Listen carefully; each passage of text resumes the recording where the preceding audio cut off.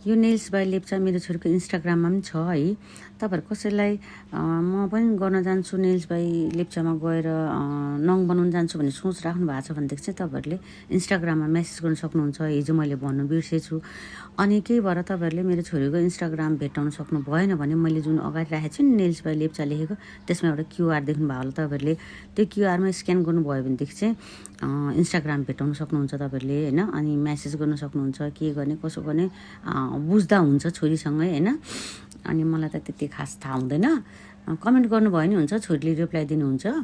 अनि रमाइलो भयो, हिजो ओपनिङ भयो होइन। अब कतिजना आउनुभएको थियो हिजो, राम्रै भयो। अब छोरीले के भन्ने भने विदेशमा जतिको खट्नु सक्यो भने त मम्मी नेपालमा पनि मजाले कमाइन्छ, म त नेपालमै गर्छु, के गर्छु आफ्नै देशमा गर्छु भनेर फर्केको छ मेरो छोरी। 1.5-2 वर्ष जतिको ग्यापमा फेरि मेरो छोरीले सुरु गरेको छ यो नेल्स बाई लेप्चा। आउनु होला तपाईँहरूलाई कसलाई इच्छा लाग्छ होइन। पुरानो मान्छेहरू पनि होला मेरो छोरीको त्यो नेल्स बाई लेप्चा मेरो छोरीको हुँदाखेरि आउनुहुने साथीहरू पनि होला। सबैजना आउनु होला फेरि पनि मेरो छोरीको पसलमा।